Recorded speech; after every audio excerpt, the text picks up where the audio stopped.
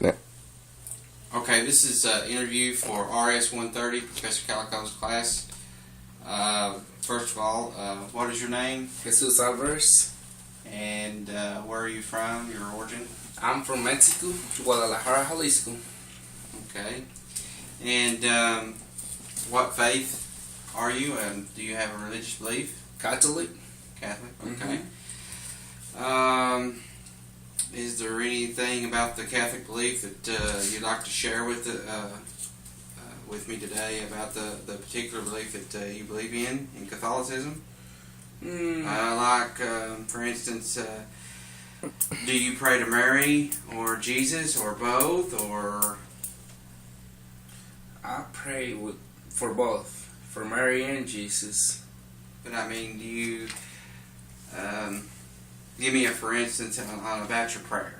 I mean, is there any ritualistic things you do for prayer? I mean, before you start to pray? Yeah, I do the cross, in my Okay. head, Is there a certain way that has to be done?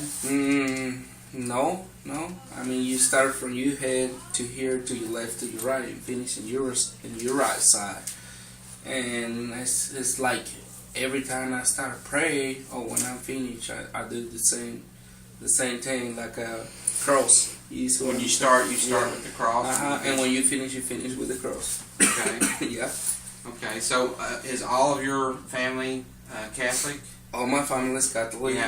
You have brothers and sisters? My brothers are Catholic, my mom is Catholic, and from my grandfather's are Catholic. And we all are baptized. We all are take to the church and they're baptized. Okay. When you were baptized, do you remember the ritual yourself? Were you old enough to remember it, or was it when you were very young? I'm not remember, but I see a lot of times they do to little kids. What exactly does that involve when somebody's baptized in the Catholic? They make you wear white clothes, all white, and they put in you like water in your head only, and they make a cross in your forehead, and they baptizing you in the name of Jesus. So it's symbolic of living a life toward Christ. Yeah, and you start to be Catholic from there. You start to be Catholic from there. From there, yeah. All right. What other practices do you believe in the sacrament, the sacramental wine, red wine? Do you take that? I mean, how often do you do that? The sacrament is big thing for Catholics.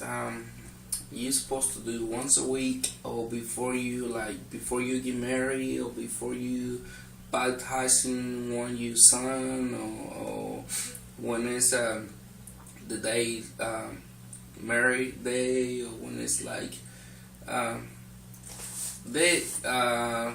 when you take the wine and the bread, it's like big thing for us. It's like a big how do you say, sacrament? Right. Yeah, it's a big sacrament for us, and you're supposed to do once a huge ordeal for you. Okay. Yeah, you do. Okay. Now, did you say something about the Day of Mary? Yeah, the Day of Mary is December 12th. Once a year, and it's big day for us because we celebrate Mary's Day. It's like Jesus' mother. Jesus' mama. You celebrate it like it's Jesus' birthday too? Yeah. Really? Yeah. And it's we do big celebration, fireworks, music all day long. Fireworks, music, Yeah. We coming to see Mary and the church, and we bring flowers and we spend time over there in the church. Okay, so you dedicate the whole day to the Virgin Mary. Okay, and do you believe that Mary was indeed a virgin? Or, okay. Yeah, Catholics we believe. Okay. Is there any kind of other ritualistic practices that you do or perform?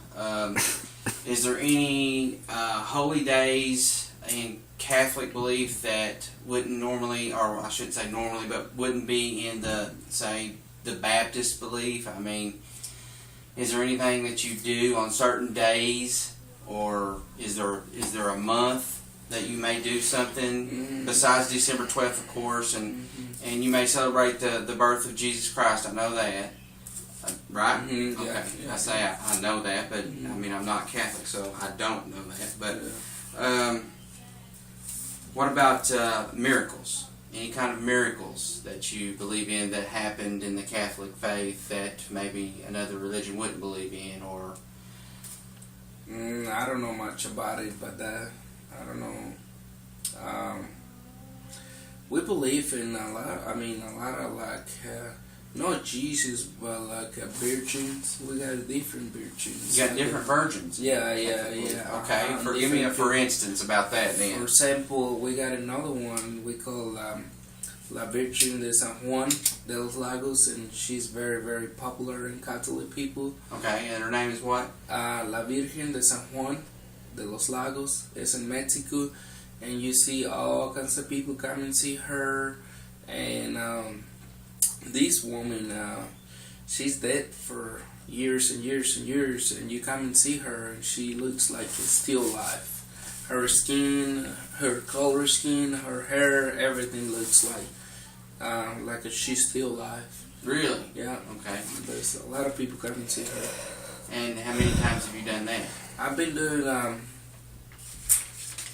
Is there any special thing you did that you had to do before you could see her? I mean, what? I walked 2 days to come and see her, and I do 2 times. But you walk 2 days. 2 days to come and see her in church, and that's a lot of people do it. We probably go like maybe 100 to 100 people together, group to see. Okay. Yeah, to come and see her. So she's at a particular place there where you don't really can't drive to and get to her. Well, you can drive in, but it's like a sacrifice. Oh, it's a sacred thing that you want to do. Come and see walking or something like really? that. Yeah.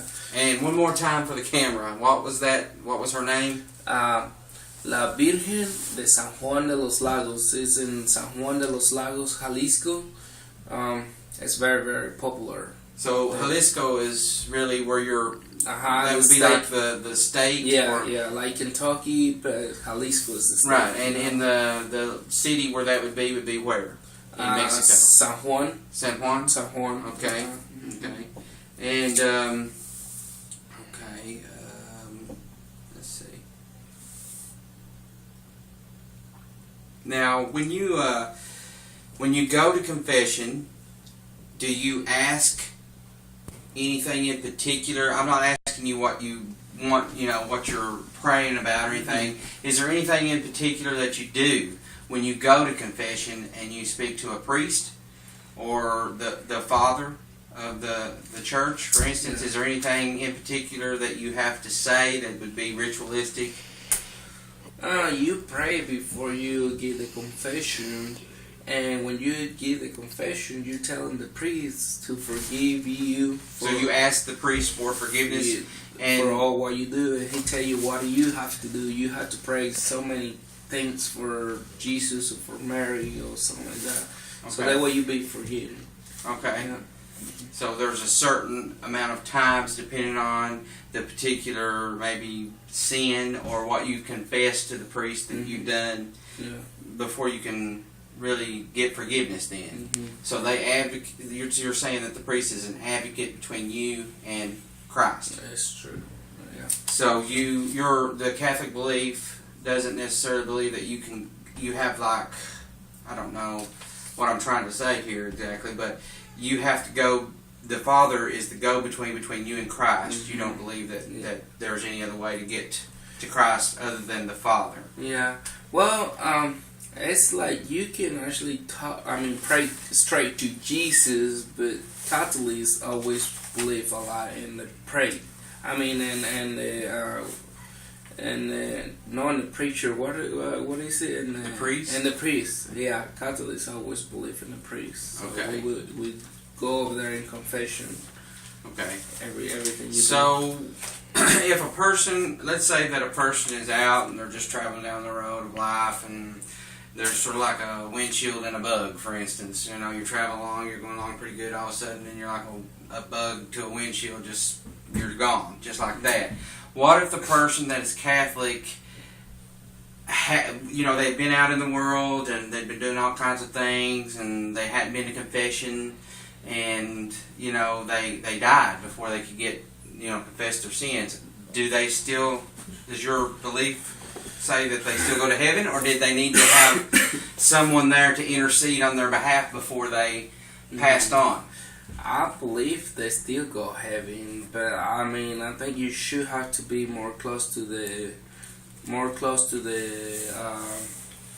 church and more close to Jesus every day. Okay. All right. Well, Jesus, thanks for the No, thank you for interview, inviting me. and Marcus, that's it.